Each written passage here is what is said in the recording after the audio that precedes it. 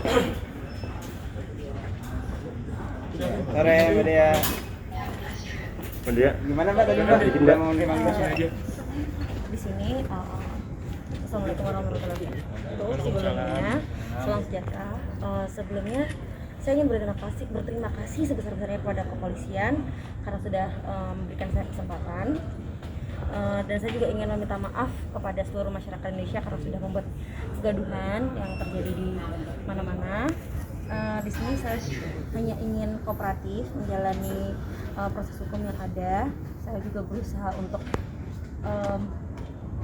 lebih tegar lagi untuk menghadapi segala masalah ini ke depannya gimana, dan saya cuma minta doanya agar saya diberi ketegaran dan masalah ini agar cepat selesai. Selebihnya saya limpahkan kepada Mas Abdillah dan Mas Herlambang sebagai kuasa hukum saya. Oke, jadi selamat sore teman-teman semua. Seperti yang sudah disampaikan sama klien kami, intinya kita akan taat dan patuh terhadap setiap prosedur yang ada. Kita akan menghormati segala proses hukum yang ada sesuai dengan perundang-undangan yang berlaku. Kami selaku kuasa hukum juga ingin mengucapkan terima kasih kepada pihak kepolisian yang sudah sangat membantu menyelesaikan masalah ini dan bisa menerima alasan kami terkait penangguhan klien kami. Pada intinya klien kami sangat kooperatif. Klien kami mengakui semuanya terkait tentang yang ada di video tersebut, yang membuat video tersebut itu memang semuanya dia, tetapi bukan porsi kami, bukan wewenang kami terkait membenarkan atau menyalahkan perlakuan dari seseorang itu. Biarkan nanti prosedur yang menjawab. Pada intinya kami selaku kuasa hukum melihat ada zona abu-abu yang begitu besar di tengah permasalahan ini terkait OnlyFans itu sendiri, karena kami melihat niat, tujuan, dan maksud dari klien kami untuk mengunggah konten tersebut itu spesifik ke satu konten yang namanya OnlyFans. OnlyFans itu sendiri sejatinya tidak diatur, tidak diakui, dan servernya juga nggak ada di Indonesia. Jadi tidak diatur dan tidak diakui di Indonesia, ya kan? Jadi kami melihat ada usaha dari klien kami untuk menempatkan konten tersebut ke tempat yang sesuai wadah dan sesuai dengan porsinya, yang mana ternyata di platform tersebut diperkenankan adanya hal-hal konten-konten yang berbau ke asusiliaan. Jadi pada intinya kita tidak mengelak, cuman kita menggarisbawahi ada zona abu-abu yang begitu besar terkait tentang OnlyFans itu sendiri. Kemudian perlu diingat, OnlyFans itu bukan sesuatu yang sifatnya publik ya, sifatnya sangat private, tidak bisa diakses sama semua orang, ya kan. Jadi kalau konteks publik itu sendiri, kalau menurut kami publik itu bisa dikonsumsi dan diakses sama khalayak umum tanpa terkecuali. Nah, sedangkan OnlyFans itu kan enggak. OnlyFans itu hanya beberapa orang saja yang bisa mengakses, ya kan, dan sifatnya tertutup. Butuh atensi dan perhatian khusus. Dengan hormat kami sampaikan kepada pemerintah melalui Kementerian Kominfo dan yang lain untuk bisa tegas dan bisa membantu permasalahan-permasalahan terkait pornografi yang ada di Indonesia. Jangan sampai ada daya-daya yang lain yang menjadi korban atas keabu-abuan permasalahan terkait tentang OnlyFans itu sendiri. Mengingat OnlyFans itu sendiri sebenarnya tidak diatur, tidak diakui di Indonesia, dan servernya juga nggak ada di Indonesia. Mungkin itu dilanjutkan sama Mas Herlambang Boncong gini. Mungkin sedikit saya tambahkan bahwasanya karena memang yang dikatakan oleh klien kami bahwasanya sifat kooperatif itu kami tunjukkan, kami harapannya kedepannya bisa menjadi justice kolaborator terhadap kepolisian.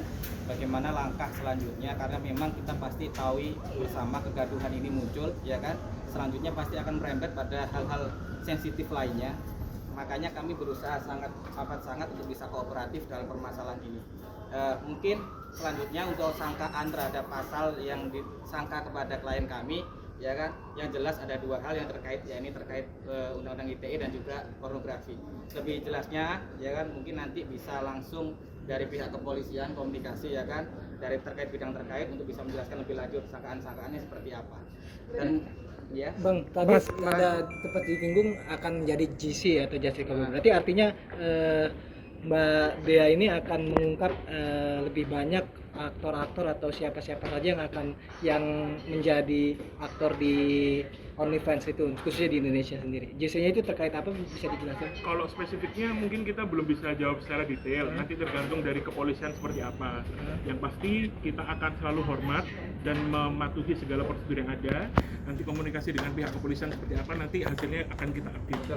yang sudah disampaikan sama Mas Herlambang Punca tadi, yang pasti kita mau jadi justice kolaborator supaya nanti permasalahan ini sudah berhentinya di DEA aja gitu. Mbak, tadi Mas, sempat disinggung Mas soal- untuk Mas dan Mbak Dea kan ini tadi udah disebutkan bahwa platform ini udah atas pertimbangan dipilih ya kan, karena nggak bisa diakses di Indonesia dan Iya. lain-lain. Iya. Nah sebenarnya kalau dari Mbak Dea mungkin bisa dijelaskan maksud awalnya tuh apa sih mengunggah konten-konten tersebut gitu, tujuan awalnya gitu.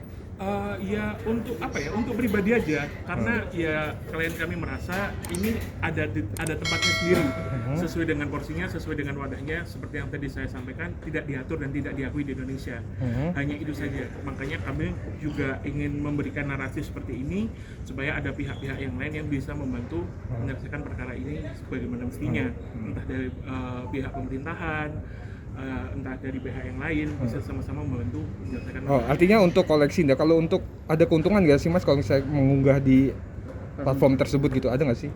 Kalau keuntungan ada keuntungan, cuman kalau tergantung tadi yang disampaikan Mbak Dea ke pihak kepolisian, dan sejatinya Mbak Dea itu memblokir atas segala negara dari Indonesia dia. Negara dari Oke. Indonesia pun diblokir. Jadi kalau misalkan ada orang yang jumping ke sana bawa ada kenegaraannya Indonesia, itu Itu udah nggak diblokir sama si Dea itu sendiri. Walaupun pakai proxy Om. VPN. Gimana? Itu luar dugaan. Oh. Itu di luar dari dugaan kami semua. Ya pasti tidak bisa mengakses. Kalau akses harus pakai semacam VPN atau Iya. VPN. Berarti kalau dari penjelasan Mas sebenarnya konten yang kepolisian atau masih dipegang oleh Mbak? Untuk hal itu saya nggak bisa jawab ya Mbak ya, silakan kedepannya gimana, saya cuma bisa kooperatif dan menaati hukum yang ada. Mas bisa dipertegas, berarti artinya konten yang dibuat Mbak Dea ini memang bukan untuk dikonsumsi masyarakat Indonesia. Iya. Artinya untuk masyarakat di luar Indonesia. Yes, betul. Mungkin mohon izin, sepertinya cukup atas pemaparan yang kami bisa sampaikan sore ini. Terima kasih Terakhir Mbak banyak. Dea, ini kan kemarin alasan kepolisian tidak melakukan penahanan karena salah satunya pertimbangannya adalah Mbak Dea masih kuliah.